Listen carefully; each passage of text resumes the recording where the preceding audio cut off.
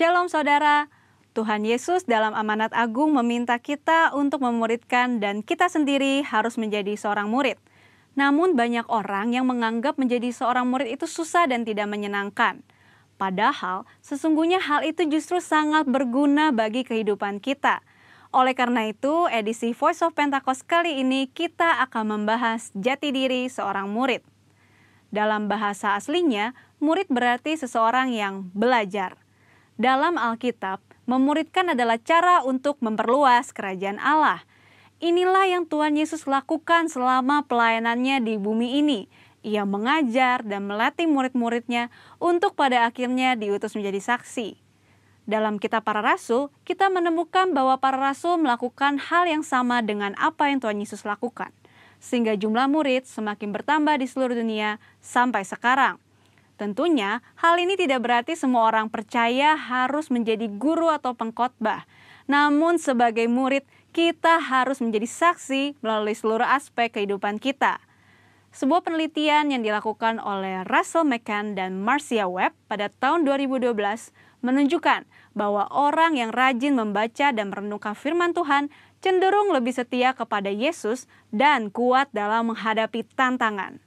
Hal ini sesuai dengan firman Tuhan yang berkata bahwa iman timbul dari pendengaran akan firman Tuhan. Itulah sebabnya kita harus lebih banyak membaca dan merenungkan firman Tuhan, agar pola pikir dan iman kita lebih kuat dalam menghadapi tantangan dan pergumulan hidup kita. Selain itu, kita juga dihadapkan dengan bahaya pengajaran sesat. Pengajaran sesat merupakan pola serangan iblis sejak di Taman Eden hingga akhir zaman. Karena iblis adalah bapa pendusta dan metodenya adalah dengan tipu muslihat. Untuk menghadapi tipu muslihat iblis adalah dengan pedang roh, yaitu firman Tuhan. Namun ada orang-orang Kristen yang tidak terlalu suka dengan pengajaran karena dianggap sebagai sesuatu yang rumit dan membosankan. Akibatnya, ada orang Kristen yang menganggap pengalaman rohani lebih penting daripada pengajaran. Mari kita renungkan ilustrasi ini. Mana yang Anda pilih? Melihat laut dari tepi pantai atau melalui sebuah peta? Berada di tepi pantai dan melihat laut secara langsung tentu memiliki kesan yang menyenangkan dibandingkan saat kita melihatnya melalui sebuah kertas yang terasa membosankan. Pengalaman rohani sama seperti melihat laut secara langsung dari tepi pantai, pasti lebih menyenangkan. Namun dengan menggunakan peta, kita dapat menyeberangi lautan dan peta dibuat berdasarkan pengalaman banyak orang. Pengajaran sama seperti peta, sepertinya membosankan, tetapi pengajaran disusun oleh orang-orang yang sudah mengalami banyak pengalaman rohani. Dan pengajaran memberikan perspektif yang lebih luas dibandingkan pengalaman rohani kita secara pribadi. Jadi, pengalaman rohani dan pengajaran sama pentingnya. Asumsi lainnya adalah menganggap pengajaran sebagai sumber perpecahan gereja. Namun, tidak semua perpecahan adalah sesuatu yang buruk, terutama ketika berhadapan dengan pengajaran yang bertentangan dengan Alkitab. Albert Mohler menggunakan istilah theological triage, yaitu metode untuk menentukan tingkat kekritisan sebuah pengajaran. Tingkat pertama, yang paling kritis, yaitu pengajaran dasar yang mempengaruhi keselamatan seseorang, yaitu pengajaran mengenai Alkitab adalah firman Tuhan, ketritunggalan Allah, ketuhanan Yesus, karya penebusan, keselamatan karena kasih karunia melalui iman hanya kepada Yesus Kristus. Pada tingkatan ini, maka perbedaan pengajaran sekecil apapun tidak dapat ditoleransi, sehingga penolakan dan perpecahan dapat diterima, bahkan mungkin harus terjadi dan tidak dapat dihindari. Tingkat kedua adalah pengajaran yang tidak mempengaruhi keselamatan, namun berpotensi memisahkan gereja. Contohnya, pengajaran mengenai kepastian keselamatan, metode baptisan air, serta baptisan dan karunia Roh Kudus.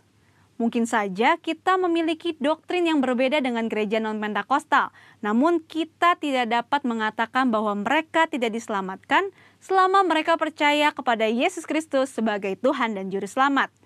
Tingkat ketiga, pengajaran yang berbeda namun tidak esensial untuk memisahkan gereja, seperti pengajaran mengenai urutan peristiwa Second Coming dan akhir zaman. Tanpa mengenali tingkat kekritisan pengajaran ini, maka kemungkinannya perbedaan pengajaran sekecil apapun dapat mengakibatkan perpecahan. Di sisi lain, terjadi kompromi yang berbahaya ketika pengajaran yang bertolak belakang diterima di dalam gereja. Lalu, apa langkah praktis yang harus kita lakukan untuk menjadi seorang murid yang sejati? Mulailah dengan membaca Alkitab setiap hari, mendengarkan khotbah dan pengajaran yang sehat dari gereja, serta mengikuti kelas-kelas pengajaran KOM di gereja kita.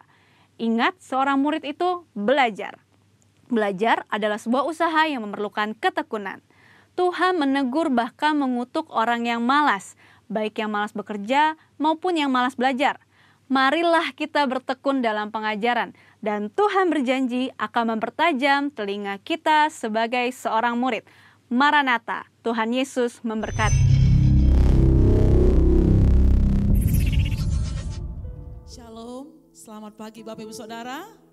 Shalom, shalom Bapak Ibu yang ada di rumah, mari berikan kemuliaan bagi Tuhan Yesus. Tidak terasa saudara kita masuk di minggu yang kedua di bulan Oktober. Saya percaya Bapak Ibu engkau yang ada di rumah hari-hari ini. Hari-hari ini sekalipun kita melihat sekeliling kita tidak baik. Tapi ketika kita datang sama Tuhan. Ketika kita percaya dan berharap kepada Tuhan. Maka apa yang tidak baik akan Tuhan buat menjadi suatu kebaikan. Amin. Pagi hari ini mari Bapak Ibu, baik yang di gereja, Bapak Ibu yang di rumah. Mungkin engkau sedang di rumah sakit, dimanapun engkau saat ini berada dan kau ikut ibadah. Mari sungguh-sungguh pagi ini sama Tuhan. Dia Allah yang setia. Hanya Dia yang dapat menyelamatkan saya dan saudara. Bapak Ibu di gereja, mari bangkit berdiri bersama-sama. Mari satukan hati kita pagi hari ini. Mari datang sama Tuhan dengan segenap hati kita. Dengan segenap kekuatanmu. Dengan segenap jiwa kita datang dan menghampiri Tuhan. Kita bawa pujian, penyembahan, mazmur, nyanyian yang baru bagi Dia. Sebab Dia baik dan setia bagi kita. Bapa, bersama umat-Mu pagi hari ini. Umat-Mu yang ada di rumah, bersama istri, suami, anak-anak dan orang tua mereka. Bahkan umat-Mu, hamba-hamba-Mu yang ada di gereja pagi ini. Kami angkat tangan kami di hadapan-Mu. Kami datang menyembah-Mu pagi ini Tuhan. Apapun boleh terjadi atas hidup kami. Apapun boleh terjadi yang kami alami. Tapi satu hal yang kami mau dan kami rindukan pagi ini. Kami mau datang kepada Tuhan. Kami mau tetap menyembah Tuhan. Kami tetap percaya kepada Tuhan Yesus.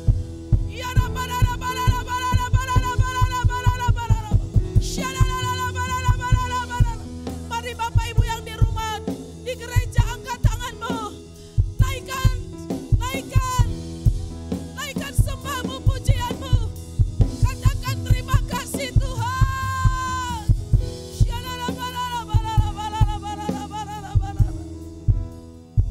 Karena kami tahu Engkaulah kekuatan di hidup kami. Karena itu kami datang kepada sumber kekuatan itu. Supaya kekuatan itu mengalir di hidup kami. Sehingga kami tidak akan pernah goyah mengikuti Yesus. Terima kasih Bapa. Thank you Lord. Thank you Jesus. Mari datang sama Tuhan, naikkan pujian ini Bapak Ibu dengan segenap hati. Hanya Engkau Juru selamatku, Tuhan Kau setia padaku. Oh Jesus, Jesus, Jesus.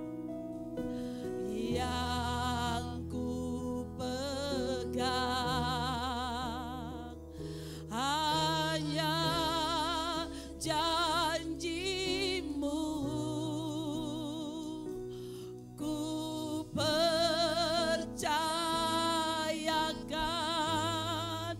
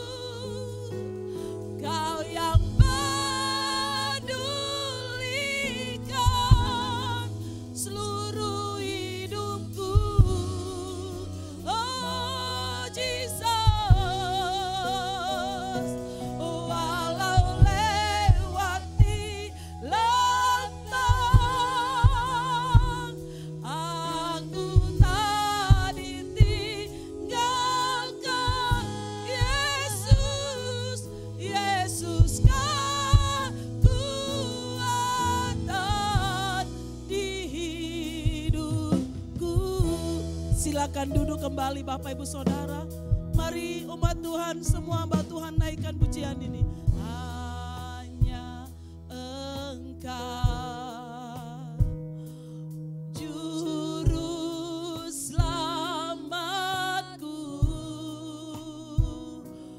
Tuhan Kau setia padaku. Kami pegang janji-Mu bagi kami Bapa, yang ku oh Jesus, hanya janji-Mu ku persembahkan, persembahkan hidupku. Sekali lagi katakan,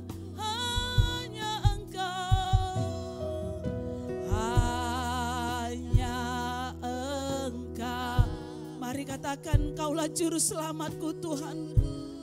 Yes Lord, tidak ada yang dapat menyelamatkan kami Tuhan Yesus. Tuhan Kau setia padaku. Katakan, ku yakin pertolongan-Mu.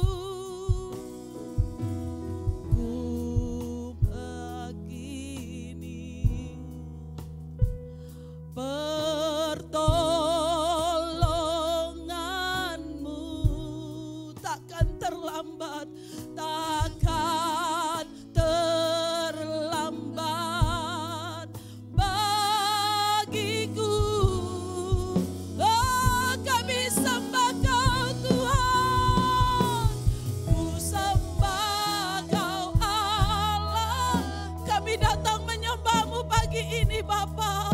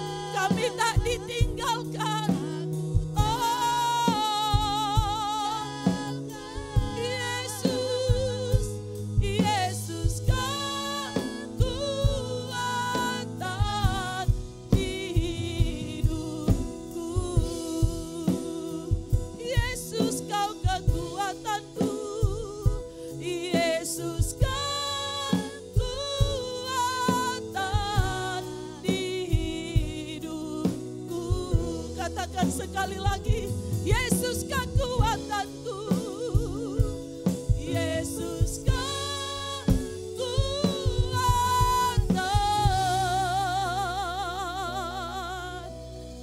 di hidupku. Tepuk tangan buat Tuhan Yesus.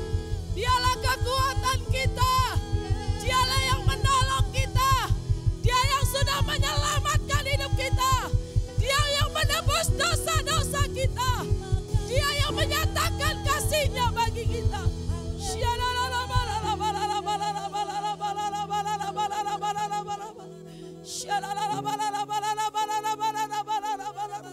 Kami angkat tangan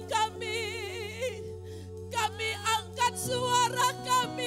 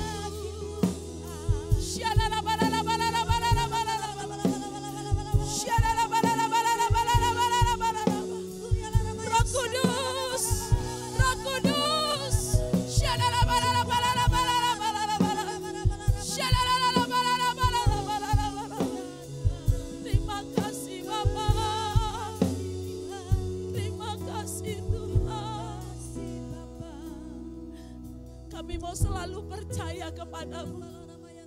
Sebab perbuatanmu ajaib Tuhan.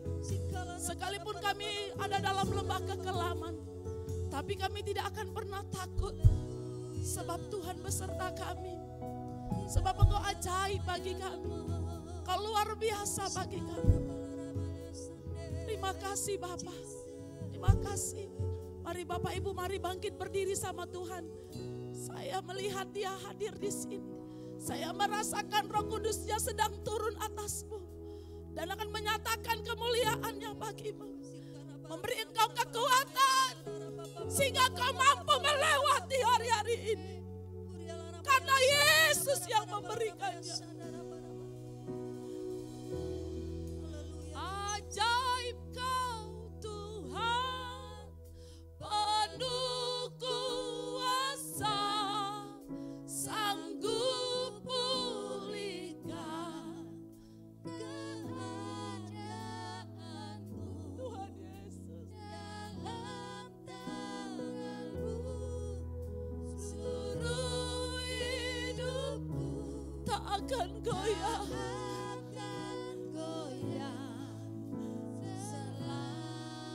Mari, apa yang kau butuhkan pagi ini, Dia ajaib bagimu. Ajaib kau, kau yang memulihkan anak-anakmu Tuhan. Kau yang menyembuhkan yang sakit pagi ini Bapa. Kau yang menguatkan yang lemah. Yesus yang mengubah hidup kami. Yesus mengubah keadaan kami.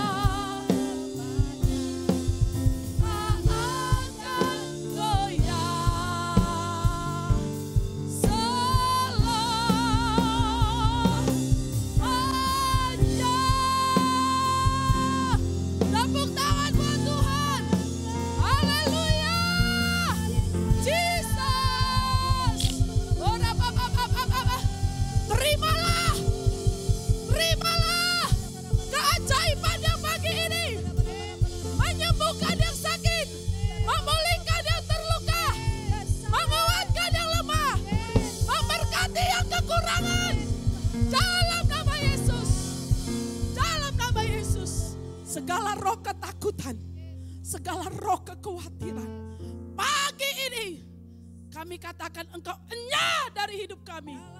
Kami tetap kuat, kami tetap percaya. Yesus kami ajaib, perbuatannya besar. Terima kasih Bapa, terima kasih. Kemuliaan-Mu sedang turun atas rumah-rumah umat-Mu, atas hamba-hamba-Mu di gereja. Kemuliaan kuasa Tuhan melingkupi kami. Terima kasih Bapa. Terpujilah nama-Mu, dimuliakanlah Engkau sekarang dan selamanya.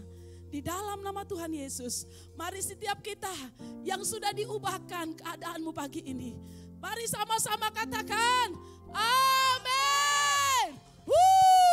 Berapa banyak Bapak Ibu gak percaya yang di rumah di gereja bahwa Dia sanggup mengubah keadaanmu? Lambaikan tanganmu saudara. Katakan kanan kiri, hari ini Tuhan mengubah hidupmu. Jangan takut saudara, sebab Dia sumber kekuatan kita. Mari kita sorakan haleluya.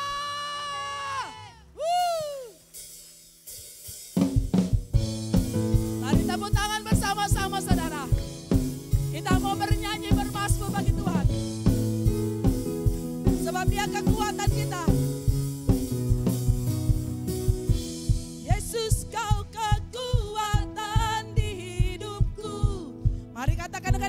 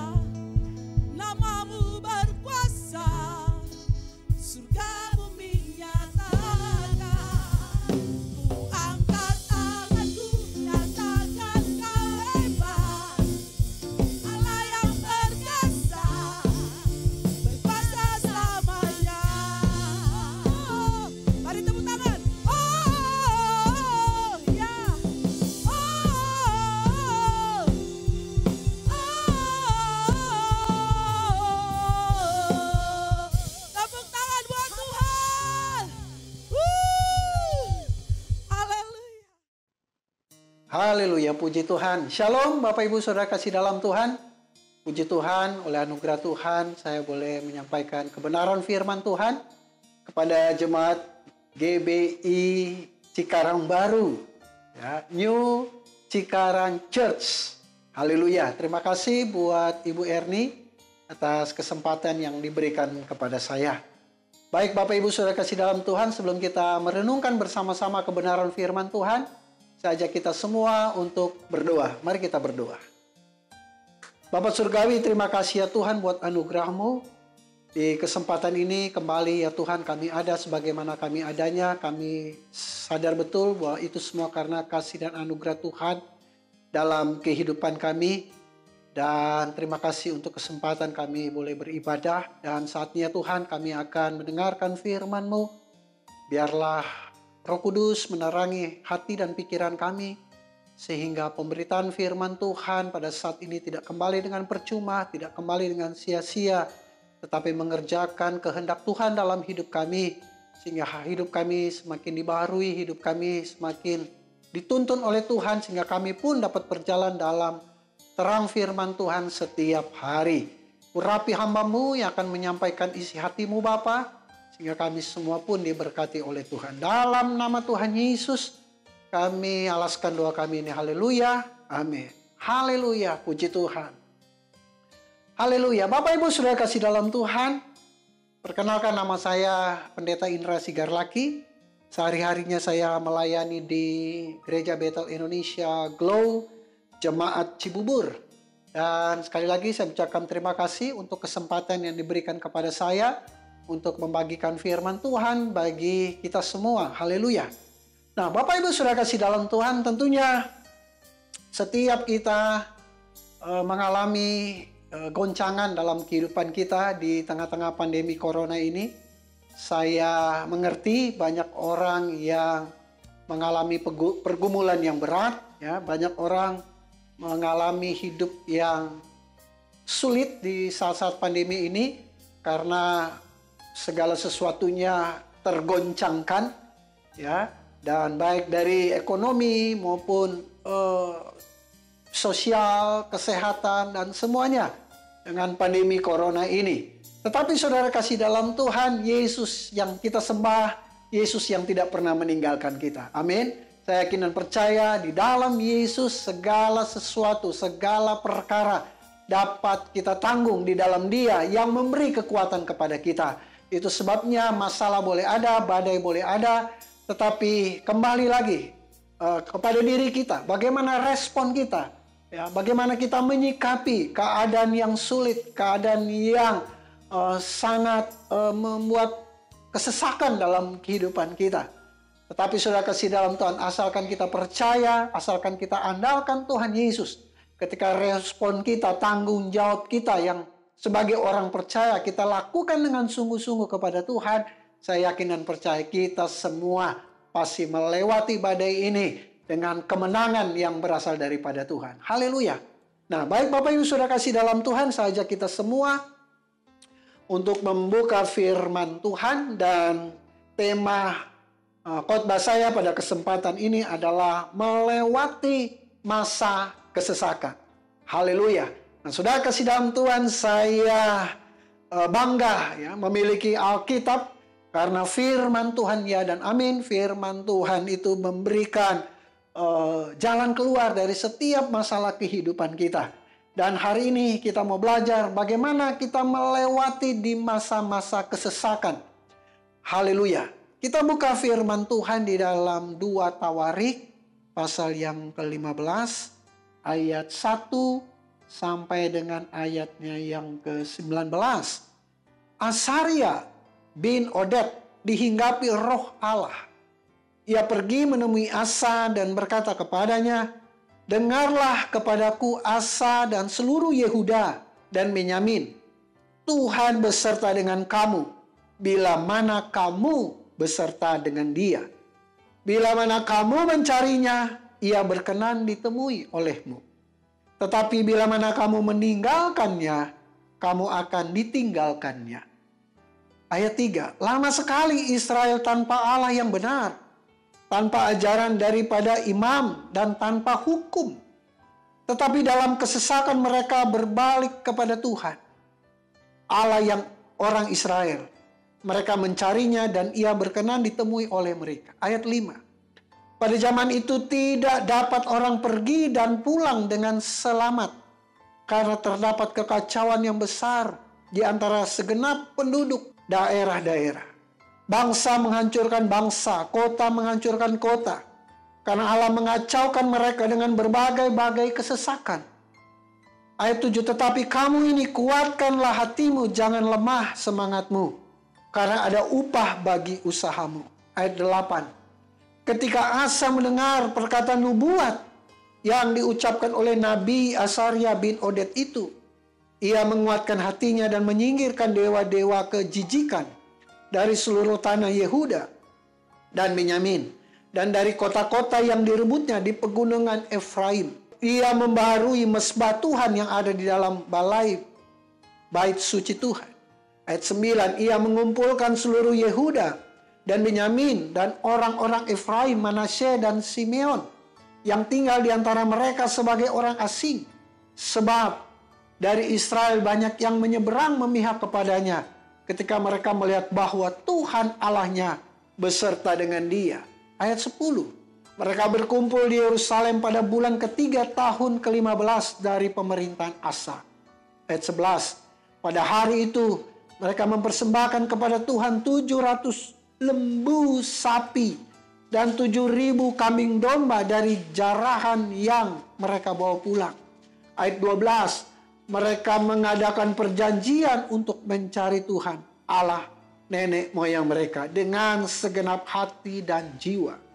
Ayat 13, setiap orang, baik anak-anak atau orang dewasa, baik laki-laki atau perempuan yang tidak mencari Tuhan Allah Israel harus dihukum mati. Ayat 14, mereka bersumpah setia kepada Tuhan dengan suara yang nyaring, dengan sorak-sorai, dan dengan tiupan nafiri dan sangkakala. Ayat 15, seluruh Yehuda bersukaria atas sumpah itu, karena dengan segenap hati mereka bersumpah setia, dan dengan kehendak yang bulat mereka mencari Tuhan. Tuhan berkenan ditemui oleh mereka dan mengaruniakan keamanan kepada mereka di segala penjuru. Ayat 16, bahkan Raja Asa memecat Maaka neneknya dari pangkat ibu suri, karena neneknya itu membuat patung Asyera yang keji. Asa merobohkan patung yang keji itu, menumbuknya sampai halus, dan membakarnya di lembah Kidron. Ayat 17, sekalipun bukit-bukit pengorbanan tidak dijauhkan dari Israel, namun hati Asa tulus ikhlas sepanjang umurnya. Ayat 18, ia membawa persembahan-persembahan kudus ayahnya dan persembahan-persembahan kudusnya sendiri ke rumah Allah, yakni emas dan perak serta barang-barang lain. Ayat 19, tidak ada perang sampai pada tahun ke-35 pemerintahan Asa. Haleluya. Nah, saudara kasih dalam Tuhan, jika kita menyimak bacaan hari ini di 2 Tawarik 15 ayat 1 19 sampai 19, di mana bangsa Yehuda dan Benyamin mengalami suatu keadaan yang sangat menyesakan di bangsa itu. Kalau kita lihat pada ayat yang ketiga, saudara kekasih dalam Tuhan, di sana dituliskan, lama sekali Israel tanpa Allah yang benar, tanpa ajaran daripada imam, dan tanpa hukum. Nah, saudara kasih dalam Tuhan, begitu luar biasanya kesesakan pada zaman itu, di mana tidak ada lagi ajaran dari para imam dan hukum, saudara.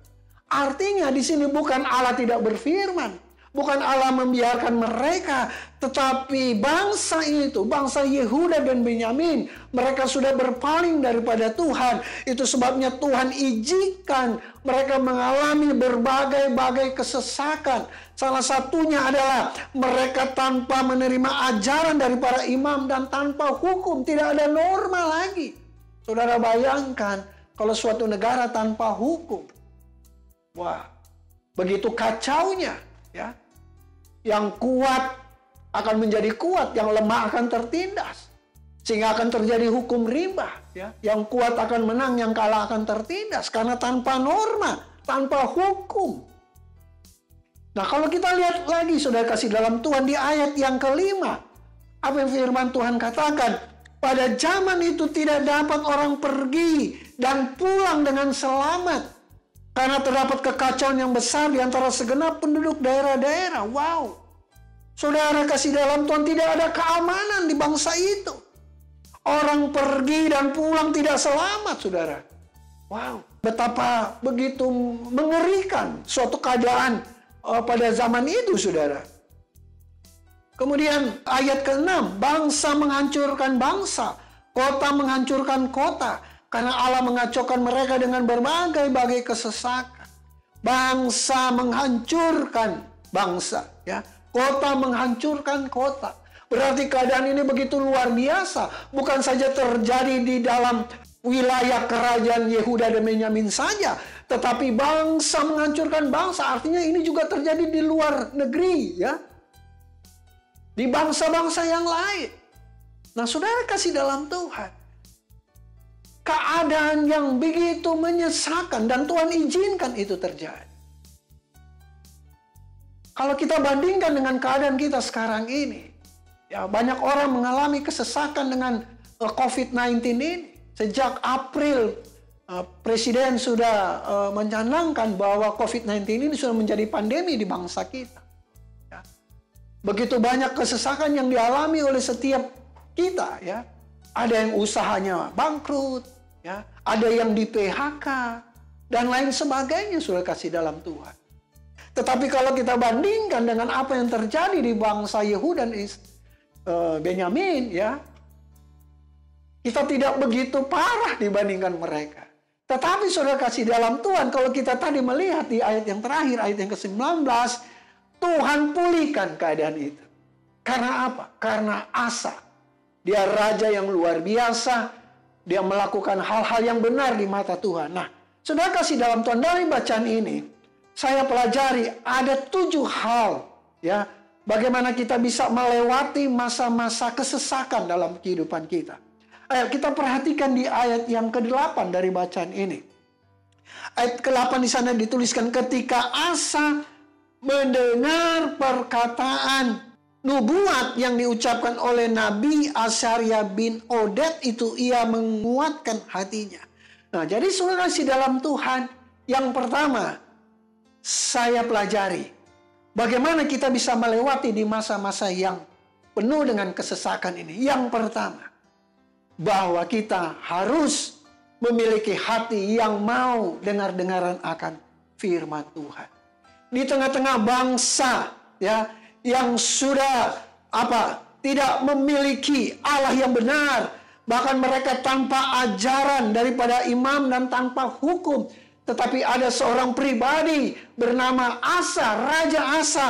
Dia mau mendengarkan apa yang dikatakan oleh Nabi Asaria. Artinya saudara kasih dalam Tuhan. Yang pertama, bagaimana kita bisa melewati di masa-masa kesesakan ini. Miliki hati yang mau dengar-dengar akan firman Tuhan. Amin. Karena saya khawatir banyak orang ketika mengalami pandemi ini sudah tidak mau lagi ke gereja. Tidak mau lagi beribadah meskipun secara online. Padahal sesungguhnya kita bisa beribadah di rumah sudah sangat mengasihkan. Kita bisa beribadah di ruang tamu, di kamar, ya kan? Tetapi banyak orang pun yang dengan keadaan pandemi malah tidak mau beribadah. Sudah enggan untuk mendengarkan firman Tuhan. Tidak mau lagi baca Alkitab. Saudara kasih dalam Tuhan. Justru di tengah-tengah pandemi ini, kita harus rindu mendengarkan kebenaran firman Tuhan. Sehingga kita memperoleh hikmatnya. Kita memperoleh tuntunan dari Tuhan. Itu sebabnya saudara kasih dalam Tuhan. Bagaimana kita bisa keluar ataupun bisa mengatasi masa-masa kesesakan ini. Ayo, miliki hati yang mau dengar-dengaran akan firman Tuhan. Miliki hati yang mau dengar-dengaran akan firman Tuhan. Dengarkan gembalamu. Dengarkan setiap pendeta menyampaikan firman Tuhan. Mereka adalah hamba Tuhan. Yang dipersiapkan Tuhan. Sebagai penyambung lidahnya Tuhan. untuk memberitakan kabar baik, pengharapan bagi kita semua. Itu sebabnya saudara kasih dalam Tuhan. Ayo, miliki hati yang mau mendengarkan firman Tuhan. Itu yang pertama. Yang kedua, saudara, apa kunci melewati masa kesesakan? Di ayat yang sama, kita berkata ketika Asa mendengar perkataan nubuat yang diucapkan oleh Nabi Asaria bin Oded itu, ia menguatkan hatinya. Wow, menguatkan hatinya. Di tengah-tengah bangsa yang mengalami kesesakan yang luar biasa, tetapi Asa, ia menguatkan hatinya. Nah, saudara kasih dalam Tuhan. Yang kedua, bagaimana kita bisa melewati di masa-masa kesesakan? Ayo, kuatkan hati. Amin. Jangan khawatir, jangan gentar, jangan putus asa. Di tengah-tengah masalah ini, ayo kuatkan hati kita. Kuatkan hati ini bicara tentang iman, bicara tentang pengharapan kita kepada Tuhan. Jangan kita lemah, jangan kita putus asa, saudara. Ayo kuatkan hati kita. Karena kita tahu Tuhan tidak pernah meninggalkan kita. Tuhan tahu keadaan kita. Tuhan tahu setiap tetes air mata kita. Tuhan tahu apa yang menjadi kebutuhan kita. Dan Tuhan tahu apa yang terjadi dengan pandemi ini. Dan Tuhan izinkan, saudara. Karena saya yakin betul tidak ada sesuatu di muka bumi ini tanpa seizin Tuhan. Dan kalau pandemi ini boleh terjadi, saya yakin dan percaya ini pun atas seizin Tuhan. Dan ingat firman Tuhan. Allah turut bekerja dalam segala sesuatu untuk mendatangkan kebaikan. Saya yakin dan percaya pandemi corona ini ada sesuatu yang baik yang Tuhan mau nyatakan atas kehidupan orang-orang percaya, atas kehidupan umat manusia. Amin. Itu sebabnya saudara kasih dalam Tuhan, jangan takut, jangan lemah, jangan putus asa. Ayo kuatkan hatimu. Itulah kunci yang kedua. Bagaimana kita bisa melewati di masa-masa yang begitu menyesakkan ini. Ayo kuatkan hati kita. Yang ketiga saudara kasih dalam Tuhan. Apa kunci melewati masa kesesakan? Di ayat yang 8 dikatakan, ayat yang sama, ketika Asa mendengar perkataan nubuat yang diucapkan oleh Nabi Asaria bin Oded itu, ia menguatkan hatinya dan menyingkirkan dewa-dewa kejijikan dari seluruh tanah Yehuda dan Benyamin dan dari kota-kota yang direbutnya di pegunungan Efraim. Ia membaharui mesbah Tuhan yang ada di depan balai bait suci Tuhan. Berarti sudah kasih dalam Tuhan. Yang ketiga, bagaimana kita bisa melewati masa kesesakan ini? Kita harus singkirkan hal-hal yang menjijikan di mata Tuhan. Dan itu yang dilakukan Raja Asa. Dia menyingkirkan segala hal-hal yang menjijikan di mata Tuhan. Dewa-dewa kejijikan, penyembahan-penyembahan berhala. Artinya saudara kasih dalam Tuhan. Yang ketiga, kita harus singkirkan hal-hal yang menjijikan di hadapan Tuhan dalam kehidupan kita. Dalam kehidupan rumah tangga kita. Segala dosa kita, perbuatan kita yang buruk, kita harus singkirkan. Justru di masa-masa pandemi ini, ayo kita bertobat, saudara. Kita kembali kepada jalan-jalan Tuhan yang baik, ke jalan-jalan Tuhan yang lurus, ya saudara. Jangan menghalalkan segala cara. Ayo lakukan firman Tuhan, hidup dalam firman-Nya, hidup dalam kebenaran. Hilangkan segala hal-hal yang menjijikkan di mata Tuhan. Tuhan jijik akan kesombongan. Tuhan jijik kalau kita tidak bisa mengampuni orang lain. Karena Tuhan sudah begitu mengasihi kita. Tuhan rela turun ke dunia menjadi sama dengan manusia. Bahkan rela mati untuk menghapus setiap dosa dan pelanggaran kita. Masakan kita tidak bisa mengampuni orang lain? Masakan kita mengutuk orang lain? Masakan kita masih tetap terus dendam kepada orang lain? Bagi saya itu suatu hati yang menjijikan di mata Tuhan. Itu sebabnya sudah kasih dalam Tuhan. Singkirkan hal-hal yang menjijikan di mata Tuhan. Tuhan kita, Tuhan yang Maha Kasih. Dan Tuhan itu adalah kasih. Tuhan itu adalah kasih. Itu sebabnya saudara kasih dalam Tuhan. Buang segala yang kotor dalam kehidupan kita. Buang segala hal yang tidak baik dalam hidup kita. Apa itu namanya dosa, ya? Kebobrokan moral kita. Mungkin kita masih suka nonton hal-hal yang porno, ya? Porno aksi, porno grafi dan lain sebagainya. Ayo singkirkan itu semua. Ayo kita belajar hidup kudus di hadapan Tuhan. Belajar hidup suci di hadapan Tuhan. Singkirkan. Singkirkan itu semua, saudara. Itu yang ketiga. Yang keempat, saudara kasih dalam Tuhan. Apa kunci melewati masa kesesakan? Ayat 12 katakan, mereka mengadakan perjanjian untuk mencari Tuhan, Allah nenek moyang mereka, dengan segenap hati dan jiwa. Dan ayat 14 dikatakan, mereka bersumpah setia kepada Tuhan dengan suara yang nyaring, dengan sorak-sorai, dan dengan tiupan nafiri dan sangkakala. Pertanyaan saya, apakah mereka baru bersumpah? Tidak. Mereka sudah bersumpah sebelumnya. Di dalam kitab Ulangan, mereka bersumpah. Ya. Di dalam Yosua pun mereka bersumpah untuk setia kepada Tuhan. Pada zaman sebelum raja-raja. Artinya di sini apa? Mereka rekomitmen. Amin. Saudara saya di dalam Tuhan. Kalau kita ingat dulu, masa-masa dulu kita, waktu kita pertama memiliki cinta mula-mula kepada Tuhan. Saya yakin dan percaya, mungkin kita semua orang yang pernah bernasar kepada Tuhan. Kita pernah buat janji di hadapan Tuhan. Oh Tuhan, jika Engkau pulihkan hidupku, jika Engkau pulihkan rumah tanggaku, Engkau pulihkan keadaan ekonomiku, Engkau sembuhkan penyakitku, aku akan begini buat Tuhan untuk menyenangkan hati Tuhan. Mungkin kita pernah berkata demikian. Nah, saudara kasih dalam Tuhan, firman Tuhan mengingatkan kembali kepada saudara dan saya. Di tengah-tengah kesesakan ini, ayo, rekomitmen kembali. Itu yang dilakukan oleh bangsa Yehuda dan Benyamin atas pimpinan Raja Asa. Mereka mengadakan perjanjian untuk mencari Tuhan. Mereka rekomitmen kembali. Ya, mereka bersumpah setia kepada Tuhan. Hari ini, saya mau ingatkan kepada kita semua, ayo, rekomitmen kembali kepada Tuhan.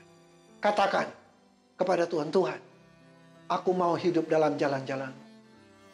Aku mau menyenangkan hati-Mu Tuhan dalam setiap segenap kehidupanku. Bahkan dalam hal-hal yang sulit pun, aku ingin menyenangkan Tuhan. Rekomitmen Tuhan, saudara, rekomitmen. Yang kelima, saudara kasih dalam Tuhan. Bagaimana kunci melewati masa kesesakan? Kita lihat di ayat yang ke-16. Apa yang Alkitab katakan, bahkan Raja Asa memecat Maakah neneknya dari pangkat ibu suri, karena neneknya itu membuat patung Asyera yang keji. Asa merobohkan patung yang keji itu, menumbuknya sampai halus dan membakarnya di lembah Kidron. Raja Asa memecat Maakah, neneknya, nenek kandungnya sudah dipecat. Artinya di sini apa, saudara kasih dalam Tuhan? Jika kita mau menang di tengah-tengah masa kesesakan ini, saudara, ayo, saudara kasih dalam Tuhan. Kita perlu menjauhi orang-orang yang membuat iman kita lemah. Amin. Kalau saudara berkata, suami saya bikin iman saya lemah, istri saya membuat iman saya lemah, jangan dijauhi. Ya. Yang suami atau istri harus tetap bersatu. Amin. Karena firman Tuhan berkata, karena dua sudah menjadi satu. Artinya orang-orang lain. Ya. Kalau suami istri harus bersepakat, punya iman yang sama. Ya. Tetapi jangan sampai iman kita dipengaruhi oleh orang lain, ya.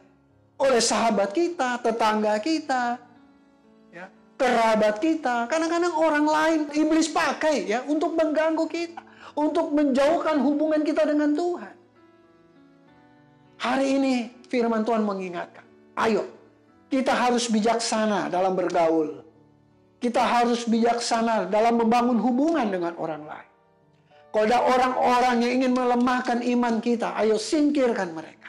Justru kita harus bergaul dengan orang-orang yang membangkitkan iman kita. Yang selalu memberikan kita semangat. Yang selalu memberikan nasihat untuk kita semakin dekat dengan Tuhan. Karena firman Tuhan berkata, pergaulan yang buruk merusak kebiasaan yang baik. Nah itu sebabnya kita harus bijaksana dalam bergaul. Siapapun orang-orang yang ingin menghambat iman kita, kita harus kesampingkan mereka itu semua. Haleluya. Yang keenam, saudara kasih dalam Tuhan. Apa kunci melewati masa kesesakan? Di ayat 17 dikatakan, sekalipun bukit-bukit pengorbanan tidak dijauhkan dari Israel, namun hati Asa tulus ikhlas sepanjang umurnya. Yang keenam, miliki ketulusan hati. Amin. Miliki ketulusan hati. Saya mengerti persoalan kehidupan saudara. Saya mengerti kesesakan hidup saudara. Justru di saat-saat ini kita berseru kepada Tuhan. Memohon pertolongan Tuhan. Supaya kuasanya dinyatakan atas kehidupan saudara dan saya. Tetapi saudara kasih dalam Tuhan, ketika kita berseru, kita harus memiliki hati yang tulus.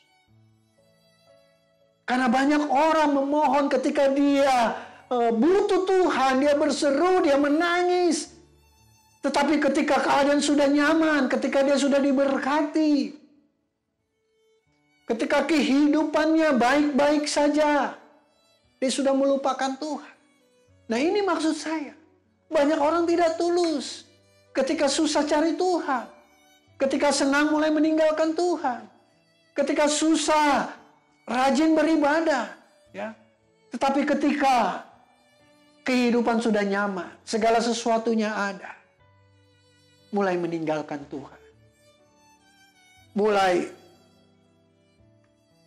ada jarak dengan Tuhan. Persekutuan sudah mulai renggang dengan Tuhan. Nah, ini saudara kasih dalam Tuhan. Ketulusan hati. Waktu kita berseru kepada Tuhan, benar-benar kita tulus hati kepada Tuhan. Dan Tuhan mengenal hati, saudara.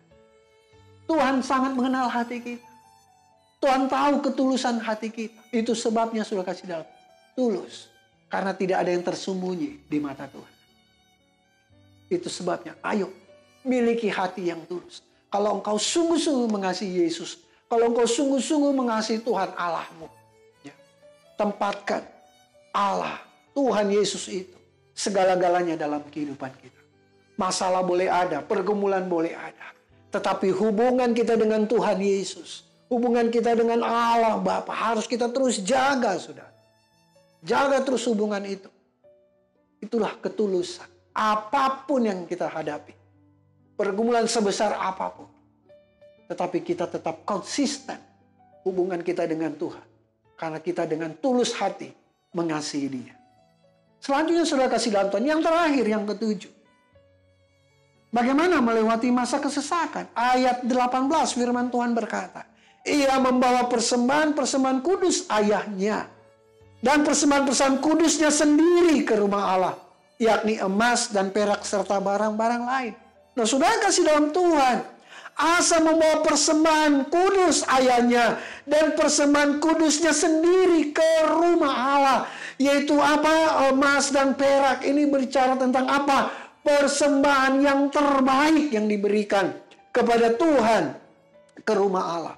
Berarti yang ketujuh saya simpulkan, bagaimana kita bisa melewati di masa-masa kesesakan bersama Tuhan. Harus ada persembahan ke rumah Allah. Amin. Harus ada persembahan di rumah Allah. Karena persembahan itu, saudara, adalah wujud ketaatan kita dan kesetiaan kita di hadapan Tuhan. Saya bingung, banyak orang berkata, saya lagi susah. Saya nggak bisa kasih perpuluhan. Saya lagi susah, saya nggak bisa kasih persembahan. Nah, saudara kasih dalam Tuhan. Itu adalah bagian Tuhan. Tuhan percayakan kita apa yang kita peroleh. Ya. Baik itu gaji, penghasilan kita, hasil bisnis kita. Tuhan kasih 90% untuk kita kelola dengan bijaksana. Untuk keperluan kita, keperluan rumah tangga kita. Keperluan keluarga kita, untuk masa depan kita. Tetapi 10% untuk pekerjaan Tuhan. Amin. Amin. Saya yakin dan percaya kalau kita setia memberikan korban syukur kita kepada Tuhan. Di tengah-tengah kesulitan ekonomi kita. Tetapi kita masih memberi buat pekerjaan Tuhan. Kita masih memberikan kewajiban kita. Perpuluhan kita kepada Tuhan.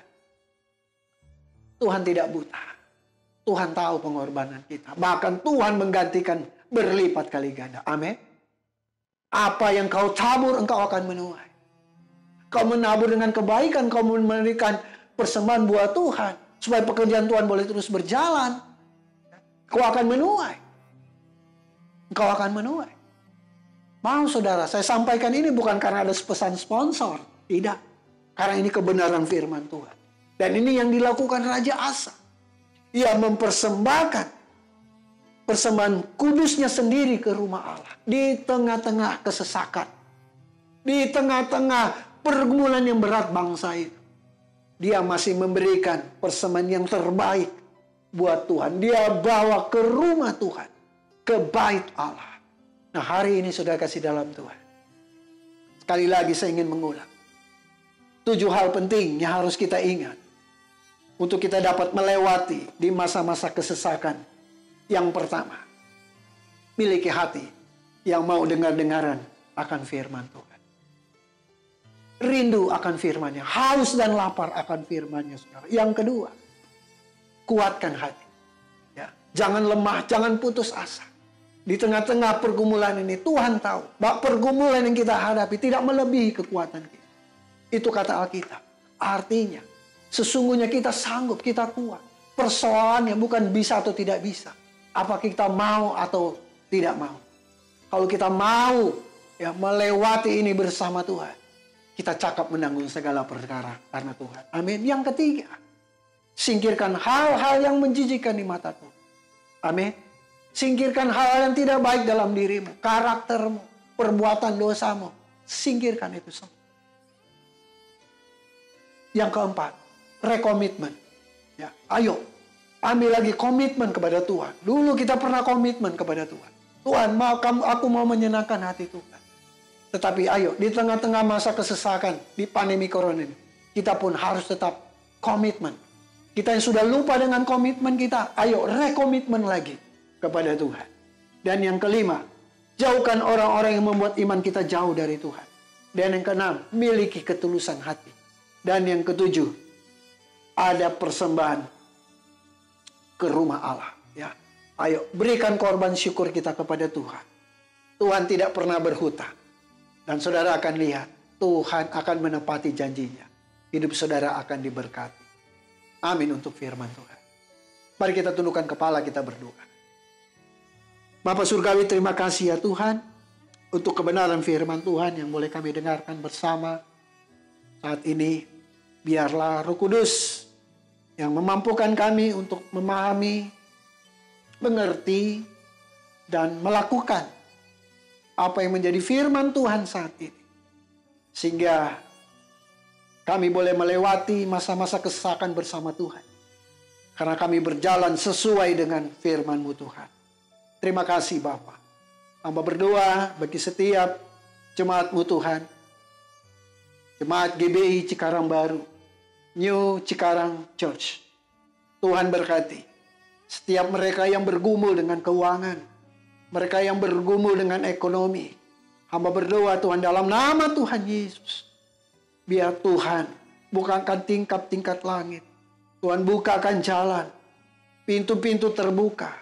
Tuhan berikan rejeki.